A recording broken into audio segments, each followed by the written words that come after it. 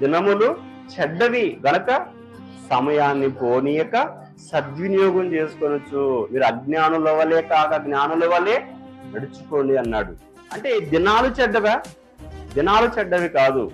ఏమండి, దేవుడు దినములు చేసి ఏమన్నాడు? చాలా మంచిదిగా ఉండెను అన్నాడు. అవునా? మొదటి దినం మంచిదే, రెండవ దినం మంచిదే, మూడవ దినం, నాలుగవ దినం, ఐదవ దినం, ఆరవ దినం, అన్ని దినాలను చేసిన తర్వాత ఒకసారి చూస్తే అవన్నీ ఎలా కనపడ్డాయి? చాలా మంచివిగా కనపడ్డాయట. దేవుడికి చాలా మంచివి కనపడ్డాయి. అయితే మరి దినములు చెడ్డవని పౌలు గారు ఎందుకు అన్నాడు అంటే, ఆ దినాలను వాడుకుంటున్నటువంటి మనిషి ఉన్నాడే, ఆ మనిషి చెడిపోయాడు గనక ఆ దినాలు కూడా ఏమన్నాడు? చెడ్డ దినాలు అన్నాడు. అంతేగాని దినాలు చెడ్డవి కాదు. ఆ దినాలలో మనిషి బ్రతుకుతున్నాడు గనక ఆ మనిషి చెడ్డవాడిగా మారిపోయాడు గనక ఇప్పుడు దినాలు కూడా ఏమైపోయాయి? చెడ్డ దినాలుగా మారిపోయాయి.